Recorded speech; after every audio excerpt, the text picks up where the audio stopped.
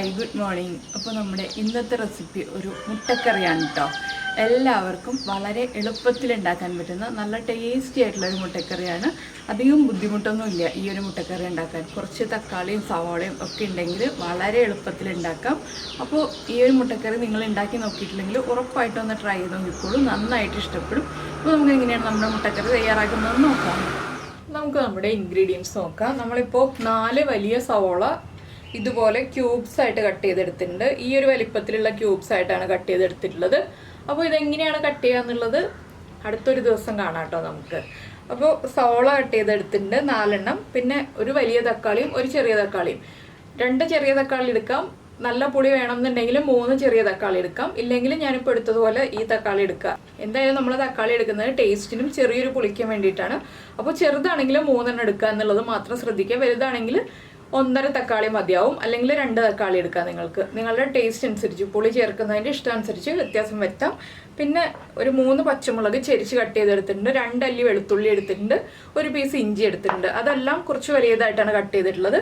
4 മുട്ട എടുത്തിട്ടുണ്ട്. ഈ 4 മുട്ടയ്ക്കുള്ള ഇൻഗ്രീഡിയൻസ് ആണ് നമ്മൾ ഈ പറഞ്ഞത്. ബാക്കിയുള്ളതെല്ലാം ചേർക്കുമ്പോൾ പറയാം. അപ്പോൾ നമുക്ക് ആദ്യം ഈ ഇഞ്ചിയും പച്ചമുളകൊക്കെ ഒന്ന് വഴറ്റിയെടുക്കാം. തക്കാളി നമ്മൾ അരച്ചാണ് ചേർക്കുന്നത്, അതുകൊണ്ട് തന്നെ ചെറുതായിട്ട് കട്ട് ചെയ്യേണ്ട ആവശ്യമില്ല. നമുക്ക് മിക്സിയിൽ അരയ്ക്കാനുള്ളതാണല്ലോ, തക്കാളിയുടെ പേസ്റ്റാണ് വേണ്ടത്. അപ്പോൾ തക്കാളി ഇല്ലയെന്നുണ്ടെങ്കിൽ പിന്നെ ടൊമാറ്റോ സോസ് ചേർക്കാം കേട്ടോ. ടൊമാറ്റോ സോസ് ആകുമ്പോൾ എത്ര ചേർക്കണം എന്നുള്ളതും ഏത് സ്റ്റേജിൽ ചേർക്കണം എന്നുള്ളതും ഞാൻ പറയാം. അപ്പോൾ ആദ്യം നമുക്കിതെല്ലാം വഴറ്റി തുടങ്ങാം. അപ്പോൾ നമ്മുടെ പാൻ വെച്ചിട്ട് നമുക്ക് ഇതിലേക്ക് വെളിച്ചെണ്ണ ചേർത്ത് കൊടുക്കാം. കുറച്ച് വെളിച്ചെണ്ണ വേണം. എന്താണെന്ന് വെച്ചാൽ നമ്മുടെ സവോള ഇത്രയും വഴറ്റിയെടുക്കാനുള്ളതാണല്ലോ, അതിനുള്ള വെളിച്ചെണ്ണ ചേർക്കുക. ഒരു 2.5 ടേബിൾ സ്പൂൺ വെളിച്ചെണ്ണ വരെ നമുക്ക് ചേർക്കാം. ഞാനിപ്പോൾ 2 ടേബിൾ സ്പൂൺ വെളിച്ചെണ്ണയെ ചേർത്തിട്ടുള്ളൂ. ഇതിലേക്ക് നമ്മൾ ആദ്യം ചേർക്കുന്നത് ഒരു 1/4 ടീസ്പൂൺ പെരിഞ്ജീരകം. 1/4 ടീസ്പൂൺ മതി. പെരിഞ്ജീരകം ഒന്ന് ചൂടായി വരട്ടെ. പെരിഞ്ജീരകത്തിൻ്റെ ഫ്ലേവർ നമ്മുടെ ഈ ഓയിലിന് കിട്ടാൻ വേണ്ടിയിട്ടാണ് നമ്മൾ ആദ്യം ചേർക്കുന്നത്. അപ്പോൾ വെളിച്ചെണ്ണയിലും ചെയ്യാം, സൺഫ്ലവർ ഓയിലും ചെയ്യാം. ഞാനിപ്പോൾ വെളിച്ചെണ്ണയിൽ ചെയ്യുന്നേ ഉള്ളൂ. നിങ്ങൾക്ക് സൺഫ്ലവർ ഓയിൽ ചെയ്യാം കേട്ടോ. അതുപോലെ തന്നെ നമ്മുടെ തക്കാളി അരച്ച് വയ്ക്കാനുള്ളത് അരച്ച് വയ്ക്കാം.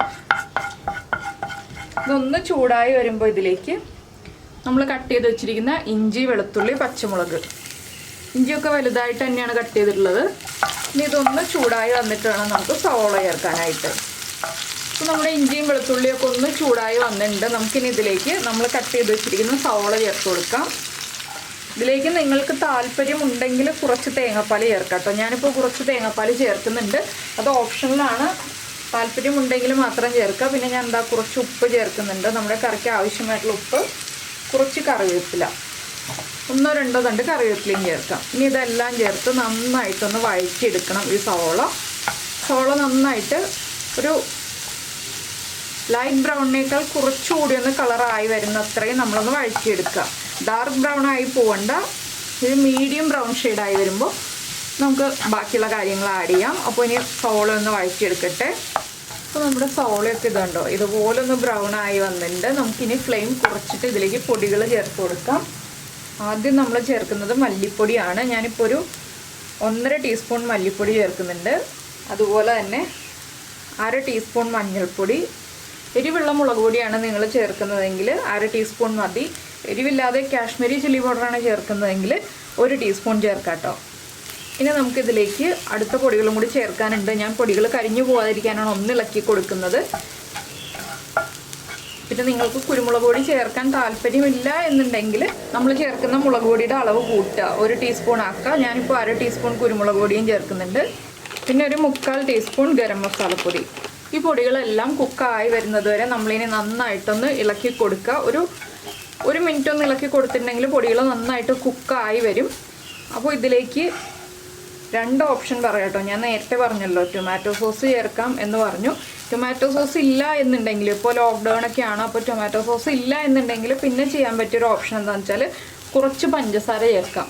അങ്ങനെ 2 ഓപ്ഷൻ ഉണ്ട് നമുക്കിതിലേക്ക് ചേർക്കാനായിട്ട്. ടൊമാറ്റോ സോസാണ് എപ്പോഴും പെർഫെക്റ്റ്.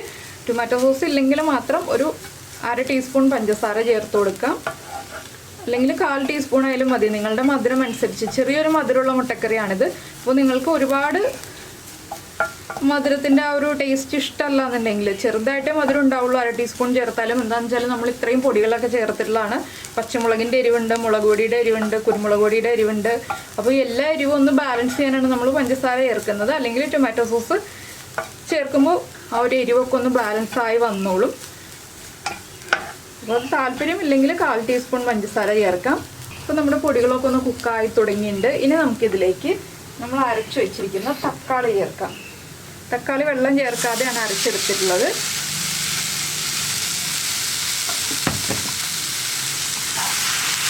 ഇനി തക്കാളി മസാലയിലേക്ക് ഒന്ന് നന്നായിട്ട് മിക്സായി വരുന്നത് വരെ ഒന്ന് ഇളക്കി കൊടുക്കുക. തക്കാളി ചേർത്ത് ഒന്ന് ഇളക്കിയതിന് ശേഷം നമ്മുടെ കയ്യിൽ ടൊമാറ്റോ സോസ് മാത്രമേ ഉള്ളൂ എന്നുണ്ടെങ്കിൽ ഒരു 2 ടേബിൾ സ്പൂൺ ടൊമാറ്റോ സോസ് ചേർക്കാം. ഇല്ല നമ്മൾ തക്കാളി ചേർത്തിട്ടാണ് ബാക്കിയുള്ള കാര്യങ്ങൾ ആഡ് ചെയ്യുന്നതെന്നുണ്ടെങ്കിൽ ഒരു 1/2 ടേബിൾ സ്പൂൺ ടൊമാറ്റോ സോസ് ചേർക്കാം കേട്ടോ. ഞാനിപ്പോൾ 1/2 ടേബിൾ സ്പൂൺ ടൊമാറ്റോ സോസ് ചേർക്കുന്നുണ്ട്. തക്കാളി ഇല്ലാന്നുണ്ടെങ്കിൽ 2 ടേബിൾ സ്പൂൺ തന്നെ ചേർക്കണം കേട്ടോ. അപ്പോഴേ നമ്മുടെ കറിയുടെ ടേസ്റ്റ് പെർഫെക്റ്റ് ആവുള്ളൂ. ഇനി ഇതൊന്ന് നന്നായിട്ട് കുക്കായി ഒന്ന് എണ്ണയൊക്കെ ഒന്ന് തെളിഞ്ഞു വരട്ടെ. അതുവരെ നമുക്ക് ഹൈ ഫ്ലെയിമിൽ വെച്ച് തന്നെ ഇളക്കി കൊടുക്കാം. ലോ ഫ്ലെയിമിൽ വെക്കേണ്ട ആവശ്യമില്ല. നമ്മുടെ പൊടികളൊക്കെ കുക്കായതാണ്. ഇനി ഒന്ന് എണ്ണ തെളിഞ്ഞു വരാനാണ്. അതുകൊണ്ട് ഹൈ ഫ്ലെയിമിൽ വെച്ചിട്ട് ഇളക്കാം. അപ്പോൾ നിങ്ങളിപ്പോൾ കമൻറ്റിൽ ചോദിക്കാം, ഈ ഒരു കറി ഇരുമ്പിൻ്റെ ചട്ടിയിൽ ചെയ്തുകൂടെ, എന്തുകൊണ്ടാണ് ഇരുമ്പിൻ്റെ ചട്ടിയിൽ ചെയ്യാത്തതെന്ന്. അപ്പോൾ ഞാൻ ഇരുമ്പിൻ്റെ ചട്ടിയിൽ ചെയ്യാത്തതിൻ്റെ കാര്യം പറയാം. എനിക്ക് ഫോട്ടോ എടുക്കാൻ എളുപ്പത്തിന് വേണ്ടിയിട്ടാണ് ഞാൻ ഈ ഒരു പാനിൽ ചെയ്യുന്നത്. നമ്മൾ മുട്ടയൊക്കെ ചേർത്ത് കഴിയുമ്പോൾ ഫോട്ടോ എടുക്കാൻ വേണ്ടിയിട്ടാണ് ഈ ഒരു പാനിൽ ചെയ്യുന്നത് കേട്ടോ, പരന്ന പാനിൽ ചെയ്യുന്നത്. ഇല്ലെങ്കിൽ നമുക്ക് കുഴിവുള്ള ചട്ടിയിൽ ചെയ്യാം. ഇരുമ്പിൻ്റെ ചീനച്ചട്ടിയിലൊക്കെ ചെയ്യുകയാണെങ്കിലും കുഴപ്പമൊന്നുമില്ല, പെർഫെക്റ്റ് തന്നെയാണ് നമ്മുടെ കറി. അപ്പോൾ ഇതിനെ ഒന്ന് എണ്ണ തെളിഞ്ഞു വരുന്നത് വരെ ഞാനൊന്ന് ഇളക്കി കൊടുക്കട്ടെ. ഒരു 2 മിനിറ്റൊക്കെ എടുക്കും എണ്ണ നന്നായിട്ട് തെളിഞ്ഞു വരാനായിട്ട്. അപ്പോൾ നമ്മുടെ തക്കാളിയിലെ വെള്ളമൊക്കെ വറ്റി ഇത് കണ്ടോ, എല്ലാം ഒരുമിച്ചായി വരുന്നുണ്ട്. പാനിലെ എണ്ണ കാണാൻ പറ്റുന്നുണ്ട്. അപ്പോൾ നമുക്കിനി ഇതിലേക്ക് വെള്ളം ചേർത്ത് കൊടുക്കാം. ഞാനിപ്പോൾ ഒരു 3/4 കപ്പ് വെള്ളം ചേർക്കുന്നുണ്ട്. നമുക്ക് എത്ര ഗ്രേവി വേണം എന്നുള്ളതനുസരിച്ച് വെള്ളം ചേർക്കാം കേട്ടോ. വെള്ളം ചേർത്തിട്ട് ഇതൊന്ന് മിക്സ് ചെയ്ത് കൊടുക്കുക. അപ്പോൾ ഗ്രേവി കുറവാണെന്നുണ്ടെങ്കിൽ കുറച്ചുകൂടി വെള്ളം ചേർത്ത് കൊടുക്കാം. ഇപ്പോൾ ഗ്രേവി തിക്കാണ്, ഞാൻ കുറച്ചുകൂടി വെള്ളം ചേർത്ത് കൊടുക്കുന്നുണ്ട്. ഒരു 1/2 കപ്പ് വെള്ളവും കൂടി എടുത്തിട്ടുണ്ട്. അപ്പോൾ 1/4 കപ്പ് വെള്ളം ഞാനിപ്പോൾ ചേർത്തിട്ടുണ്ട്. ഇനി നമുക്കിതിലേക്ക് ഉപ്പൊക്കെ കറക്റ്റാണോ എന്നുള്ളത് ചെക്ക് ചെയ്യാം. ഉപ്പ് കുറവാണെങ്കിൽ ഉപ്പ് ചേർത്ത് കൊടുത്തിട്ട് വേണം നമ്മൾ മുട്ട ചേർക്കാനായിട്ട്. ഇതെല്ലാവർക്കും വളരെ എളുപ്പത്തിൽ ഉണ്ടാക്കാൻ പറ്റിയൊരു കറിയാണ്. ബാച്ചിലേഴ്സിനൊക്കെ ആണെങ്കിലും ഈസി ആയിട്ട് ഉണ്ടാക്കാൻ പറ്റുന്നൊരു കറിയാണ് കേട്ടോ. അതുപോലെ നമുക്കിപ്പോൾ വൈകിട്ട് ചപ്പാത്തിക്ക് കറിയൊന്നും ഇല്ലാന്നുണ്ടെങ്കിൽ എല്ലാ വീട്ടമ്മമാർക്കും വീട്ടിലുള്ള ഇൻഗ്രീഡിയൻസ് ഉപയോഗിച്ച് ഈസി ആയിട്ട് ഉണ്ടാക്കാൻ പറ്റുന്ന റെസിപ്പിയാണ്. അതാണ് ഞാൻ ടൊമാറ്റോ സോസിൻ്റെയും തക്കാളിയുടെയും കാര്യം പ്രത്യേകം പറഞ്ഞതും പഞ്ചസാര ചേർക്കുന്ന കാര്യം പറഞ്ഞതും. അപ്പോൾ ഞാൻ ഇനി ഉപ്പൊന്ന് ചെക്ക് ചെയ്യട്ടെ. ഉപ്പ് കുറവാണ്, ചെറിയൊരു അളവിൽ ഉപ്പ് ചേർത്ത് കൊടുക്കാം. എരിവും ആ ഒരു ടൊമാറ്റോ സോസിൻ്റെ മധുരമൊക്കെ ആവശ്യത്തിനുണ്ട്. ഇനി ഉപ്പ് ചേർത്ത് നന്നായിട്ട് ഒന്ന് ഇളക്കി കൊടുക്കുക. കറി നന്നായിട്ടൊന്ന് തിളച്ച് വരണം. അപ്പോൾ നമ്മുടെ കറി തിളച്ച് തുടങ്ങിയിട്ടുണ്ട്. ഇനി ഞാനിതിലേക്ക് മുട്ട ചേർക്കാൻ പോവുകയാണ്. നമുക്ക് ഓരോ മുട്ടയായിട്ട് പൊട്ടിച്ചൊഴിച്ചു കൊടുക്കാം. നിങ്ങൾക്ക് പുഴുങ്ങിയിട്ട് ചേർക്കണം എന്നുണ്ടെങ്കിൽ പുഴുങ്ങിയിട്ട് ചേർക്കാം കേട്ടോ. അതിന് എന്താണ് സ്റ്റേജ് എന്നുള്ളത് ഞാൻ പറയാം. എന്താണെന്ന് വെച്ചാൽ ചില ആളുകൾക്ക് പൊട്ടിച്ചൊഴിച്ച മുട്ടക്കറി ഇഷ്ടമായിരിക്കില്ല. അതുകൊണ്ടാണ് ഞാൻ പുഴുങ്ങിയിട്ട് ചേർക്കാമെന്ന് പറഞ്ഞത്. അപ്പോൾ നമ്മൾ മുട്ടയെല്ലാം പൊട്ടിച്ചൊഴിച്ചിട്ടുണ്ട്. ഞാൻ ലോ ഫ്ലെയിമിൽ വെച്ചിട്ട് തന്നെയാണ് മുട്ട പൊട്ടിച്ചൊഴിച്ചിട്ടുള്ളത്. ഇനി നമുക്കിതൊന്ന് അടച്ചു വെച്ച് കുക്ക് ചെയ്യണം. ഒരു 3 മിനിറ്റ് ഒന്ന് അടച്ചു വെച്ച് കുക്ക് ചെയ്തിട്ട് നമുക്ക് അടുത്ത സൈഡിലേക്ക് മുട്ട തിരിച്ചിട്ട് കൊടുക്കണം. അപ്പോൾ ഞാനിത് അടച്ചു വയ്ക്കട്ടെ. 3 മിനിറ്റ് കഴിഞ്ഞിട്ട് നമുക്ക് തിരിച്ചിടാം. അപ്പോൾ നമ്മുടെ മുട്ട അടച്ചു വെച്ചിട്ട് ഒരു 3 മിനിറ്റ് ആയിട്ടുണ്ട്. നമുക്കിനി അടുത്ത സൈഡിലേക്ക് ഒന്ന് തിരിച്ചിട്ട് കൊടുക്കാം. മുട്ടയൊക്കെ കുക്കായി തുടങ്ങിയിട്ടുണ്ട് കണ്ടോ. ഒന്ന് പൊട്ടിപ്പോവാതെ അടുത്ത സൈഡിലേക്ക് തിരിച്ചിടാം. അപ്പോൾ ഇത് വേറൊരു രീതിയിലും ചെയ്യാം കേട്ടോ ഈ കറി. അതെങ്ങനെയാണെന്ന് വെച്ചാൽ പുഴുങ്ങി ചേർക്കുന്നതിന് പകരം പൊട്ടിച്ചിട്ട് അതിലേക്ക് കുറച്ച് ഉപ്പ് ചേർത്തൊന്ന് മിക്സ് ചെയ്തിട്ട് ഈ ഗ്രേവി നന്നായിട്ട് കുറുകി വരുമ്പോൾ അതിലേക്ക് ഒഴിച്ചിട്ട് തിളപ്പിച്ചെടുക്കാം. അപ്പോൾ കുറച്ച് മുട്ട, ഇപ്പോൾ 2 മുട്ടയൊക്കെ ഉള്ളൂന്നുണ്ടെങ്കിൽ നമുക്ക് ആ രീതിയിലുള്ള കറി ഉണ്ടാക്കാം. അങ്ങനെ പല രീതിയിലും ചെയ്യാൻ പറ്റുന്ന റെസിപ്പിയാണിത്. അപ്പോൾ നിങ്ങൾ ഈ ഒരു റെസിപ്പി ഒന്നും ട്രൈ ചെയ്ത് നോക്കിയിട്ടില്ലെങ്കിൽ ഉറപ്പായിട്ടൊന്ന് ട്രൈ ചെയ്ത് നോക്കിക്കോളൂ, നന്നായിട്ട് ഇഷ്ടപ്പെടും. ഇനി ഇത് വീണ്ടും ഈ സൈഡൊന്ന് കുക്കായി വരട്ടെ. നമുക്ക് വീണ്ടും ഒരു 3 മിനിറ്റും കൂടെ ഒന്ന് അടച്ചു വയ്ക്കാം. അപ്പോൾ നമ്മുടെ മുട്ട 2 സൈഡും കുക്കായിട്ടുണ്ട്. നിങ്ങൾ തേങ്ങാപ്പാൽ ചേർക്കുന്നില്ല എന്നുണ്ടെങ്കിൽ ഈ ഒരു സ്റ്റേജ് ആകുമ്പോൾ ഫ്ലെയിം ഓഫ് ചെയ്യാം. ഇല്ലെങ്കിൽ പുഴുങ്ങിയ മുട്ടയാണ് ചേർക്കുന്നതെന്നുണ്ടെങ്കിൽ ഈ ഒരു സ്റ്റേജ് ആകുമ്പോൾ മുട്ടയൊന്ന് വരഞ്ഞിട്ട് ഇതിലേക്ക് ചേർത്ത് കൊടുക്കാം. ഇല്ലെങ്കിൽ 2ആയിട്ട് കട്ട് ചെയ്തിട്ട് ചേർക്കാം. കട്ട് ചെയ്തിട്ടാണ് മുട്ട ചേർക്കുന്നതെങ്കിൽ കറിയിലേക്ക്. അപ്പോൾ വരഞ്ഞിട്ട് ചേർക്കാൻ പറയുന്നത് എന്താണെന്ന് വെച്ചാൽ ഈ മസാലയൊക്കെ ഒന്ന് മുട്ടയിലേക്ക് പിടിക്കാനാണ് വരഞ്ഞിട്ട് ചേർക്കാൻ പറയുന്നത്. അപ്പോൾ വരഞ്ഞിട്ടാണ് ചേർക്കുന്നതെങ്കിൽ ഒന്ന് അടച്ചു വെച്ചിട്ട് 1 മിനിറ്റും കൂടെ ഒന്ന് കുക്ക് ചെയ്തെടുക്കുക, അത്രയേ ഉള്ളൂ.